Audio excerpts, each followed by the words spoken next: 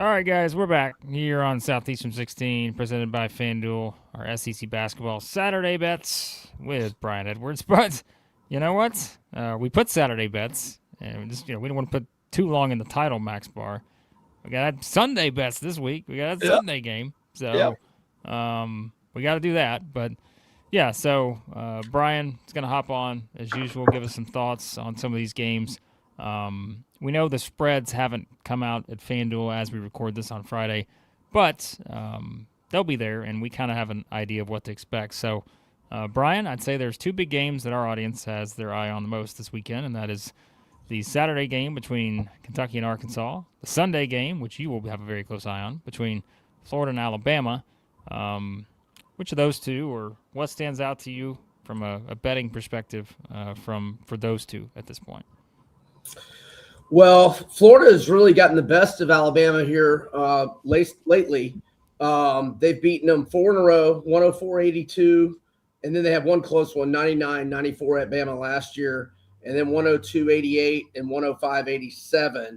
Now, two of those were SEC tournaments the last 2 years, and one of them was in Gainesville 2 years ago, late in the year. I think Allen is going to be back for Alabama, which will be a nice addition. He was doubtful the other night and didn't play, but I was on the air with Pat Smith in Birmingham the other day, and he said he's pretty sure he's going to be back. So Alabama should be full strength, which, obviously they didn't have Holloway or Allen last week. And by the way, to our listeners, horrible picks by me last week. My apologies. Can't do any worse than that. Outright losses, laying the points with Bama and Florida, gross. But I think that I'm going to go with Florida here if the number is right. So like Blake said, it's Sunday, so we don't know yet. Ken Pom has got Florida at -7. With an 89-82 score. By my math, that would be 171 for the total. And I know that's a high total, but I'm thinking over as well because those four combined scores of the last four head-to-head meetings, 186, 193, 190, and 192. So they have obliterated 171 these last four head-to-heads. And I'm never against an over with a Nate Oates team. So I'm thinking over, and I would probably lay 7 with Florida. Obviously, nice bounce back from the Auburn loss against South Carolina. Probably should have saved a few of those jumpers for Sunday. But anyhow, and the other one was – what was the other one you mentioned, Blake? Not Auburn at Tennessee, but – Kentucky, Arkansas? Kentucky, yeah. Yes, Kentucky, yes. Arkansas. Kentucky and Arkansas. Okay. I made Arkansas 8. In this game, and Ken Pom had it at 6 yesterday. I assume they still do. Let me go. Actually, no, they've increased it to 7. Kentucky. There are some early books that have Arkansas -7.5. Okay. Do we know about Jaden Quaintance? Is he going to be back anytime soon? Seems unlikely. Definitely not for this game. Okay. So, Kentucky's short 3 key players, and yeah, I like how Arkansas is playing. Now, Kentucky had won 5 in a row, but, man, they got humbled the other night. And now a back-to-back road situation. I think Arkansas is really coming on. They're undefeated at home, 12-0 straight up, 9-3 against the spread. They at least won last week, did not cover against LSU, and got a pretty tough test from them. But Arkansas is covering at a 14-7 against the spread clip this year. 7.5. I'd probably lay 7.5. I wouldn't lay much more than that. 8 tops. But I think Arkansas wins, and I could see them covering and put it on Kentucky pretty good. Kentucky only 2-3 straight up, 1-4 against the spread on the road. So I feel the same way about Arkansas. It's the main reason why I like them so much is because they don't turn the ball over. Top 10 nationally in offensive turnover rate, and the way that Kentucky has been playing lately, they need to force turnovers to get that transition offense going. And I just don't think Arkansas is going to turn the ball over at home enough for Kentucky to get out and run. So I really like the matchup there for Arkansas, just kind of scheme wise. But you look at the setup last year. Arkansas 1-6 going into that game. The spread's plus 9.5 for the Hogs, and they go in there and win. And so I have this little birdie on my shoulder saying, "Well, it's not going to be that simple, Max. Just slow your roll there." Yeah. I mean, I wonder too, like we'll get into the other games, but I'm like the John Calipari effect. Like last year, obviously it's just a huge deal. But I'm like, it's year 2 now.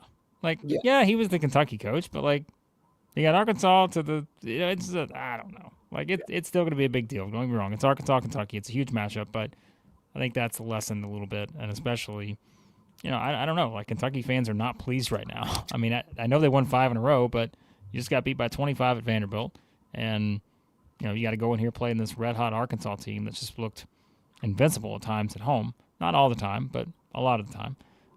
So yeah, it's an interesting one.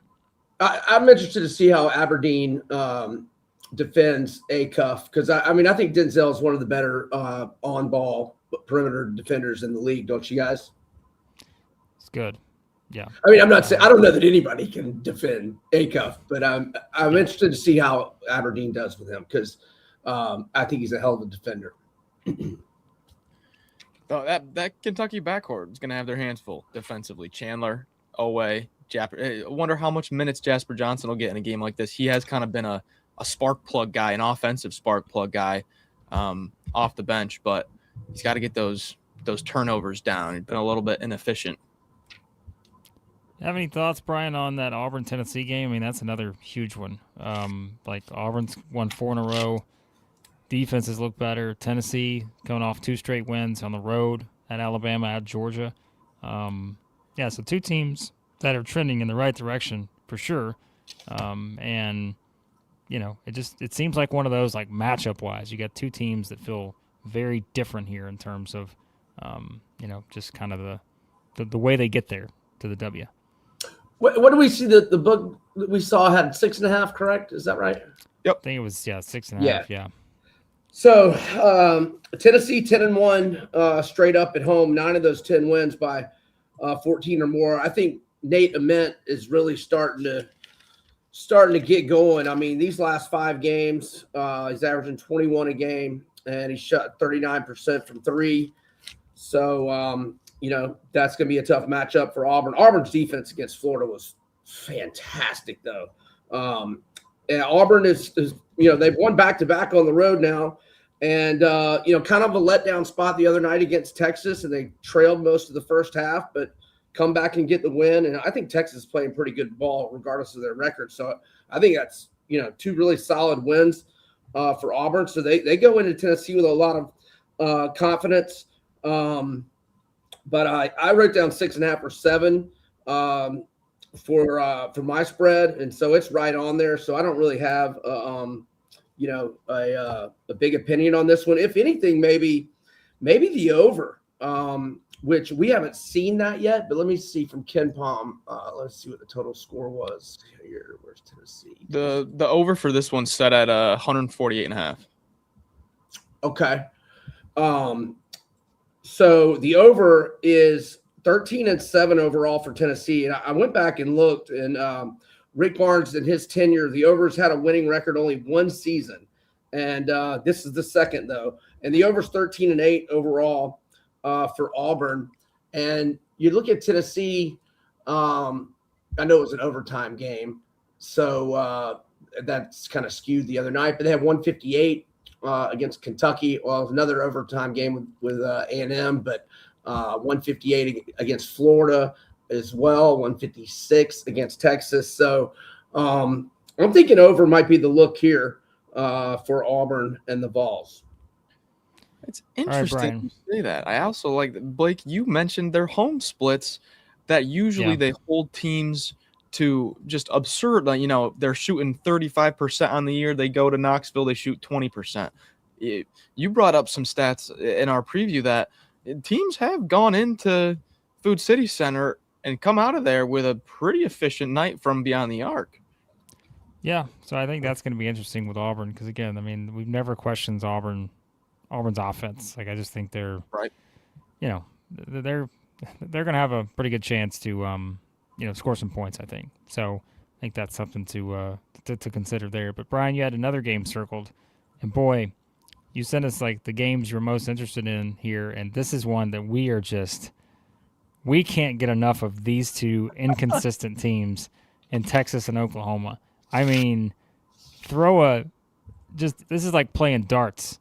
Like, just throw it, take a shot on where it lands, because I don't know how anyone could feel like they can trust either one of these two teams right now in terms of like the swings that they have in their games. Like, even for Texas, like, we know Oklahoma's lost 7 in a row. Texas wins by 20 in a game where they're trailing by 9 at the half, 7 at the half, something like that. So, like, I don't know what to expect here. Yeah, when I saw that final, I thought I'd seen Georgia up big in the first half, and I was like, maybe I saw that score wrong when I saw the final that Texas won by 20. I was like, that's just Texas. Yeah. But look, I think Texas is playing good ball. I mean, look, they're only 3-3 in their last 6, but obviously played very good to win at Alabama. Although Alabama was a little shorthanded that night, and they thumped Vandy. And obviously, you want to win at home to A&M, obviously. But, I mean, that team is 6-1 in the SEC right now. And then, the game with Kentucky at Rupp was close the whole way. Then they mauled Georgia, and then they're winning most of the game, or a good chunk of the game, against Auburn. End up coming up short. But I still think they're playing pretty good. And Dalen Swain is playing out of his mind. 30, 26, and 29 the last 3. He's shooting 57.9% from the field this year. I made Texas a 4-point favorite. Ken Palm right now has them as a 1-point favorite. So, I mean, at 2.5 or fewer, maybe even 3, I would lay. I like Texas here. And look, this team's still got plenty of opportunities to get, quad 1 wins. I mean, they could beat Florida at home later in the year. I mean, I don't think where were they with Lunardi's bracketology? They're on the wrong side, right? They're out for now. I haven't looked at the updated one this morning, but I think okay, my bad. Well, I think they were the last team in as of earlier in the week. Tuesday. Okay. So, yeah, I mean, I still think this team's got a good shot at getting in the tournament.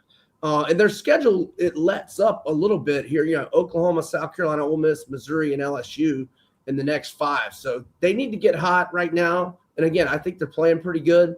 And I think Texas is the one that I like the most out of SEC games tomorrow.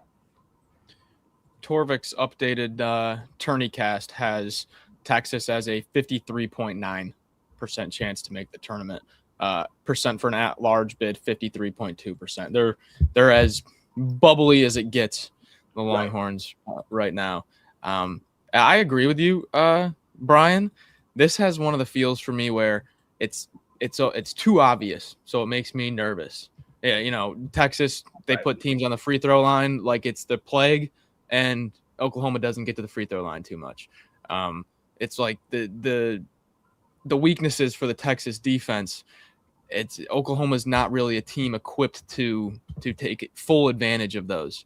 And so I really think it's going to come down to, when does Mo Wagi pick up his 3rd foul? Does Mo Wagi pick up his 3rd foul with 10 minutes left to go in the game, or with 10 minutes left to go in the first half?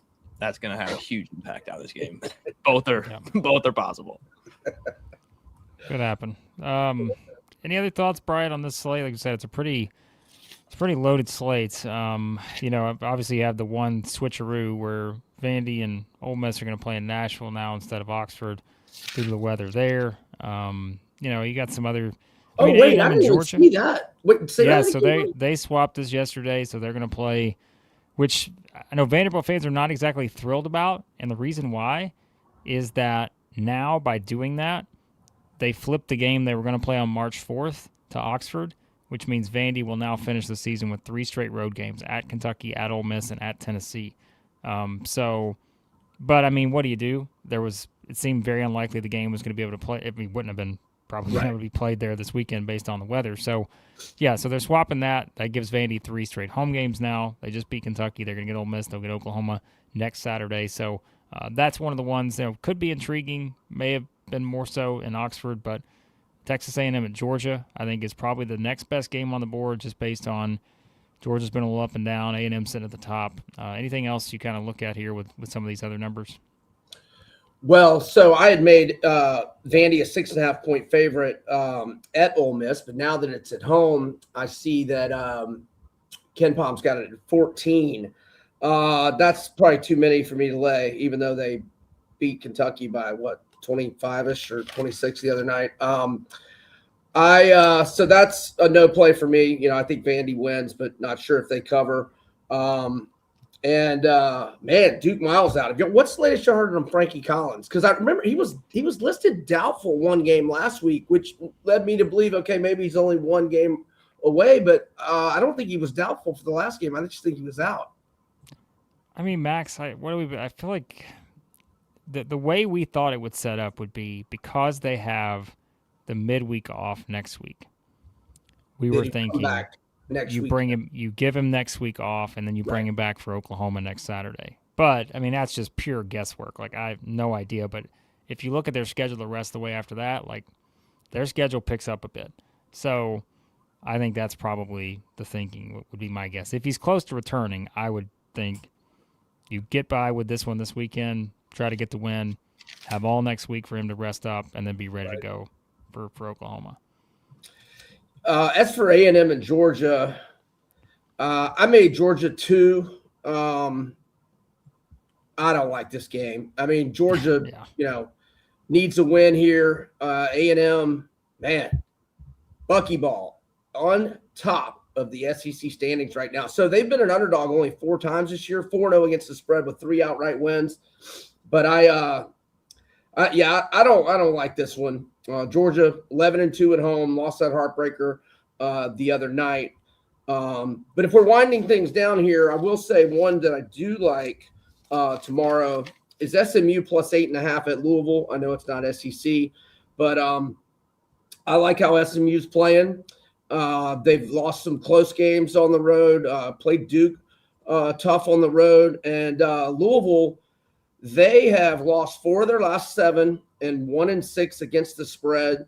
And SMU's only been beaten by more than 7 twice this year. They were actually to SEC teams, LSU on December 13th and New Orleans and Vandy on December 3rd. So nobody's running away and hiding from SMU. So I think 8.5 is a little high. So I like the Mustangs tomorrow. Hopefully Boopy will go off. Any opinion on the game of the week in college basketball as Michigan goes to Michigan State tonight? One of the best matchups all year. Yeah, not really. I would love either team to get ahead by like 10 or 12 early and get a live line for either one of them plus 6 or 7. That's kind of what I would like to see. I think it's a toss-up game. Michigan got fortunate the other night, and Nebraska, it was in control of the game the whole way, and they're missing 2 of their best players. That was wild. I saw someone posted Yaxel Lenneborg's splits from January 1st on, and I mean, he has fallen off an absolute cliff, right? Efficiency-wise. He can't buy an outside shot. He was shooting like 45% from 3 in the non-conference. I think he's like 9 for 40 or something like that in his last few. I think this is one of those vintage college basketball home arena is worth more like 4 or 5 points than just 3, and Michigan State pulls one out here. I got the gut feeling you're going to get a vintage college basketball atmosphere here tonight.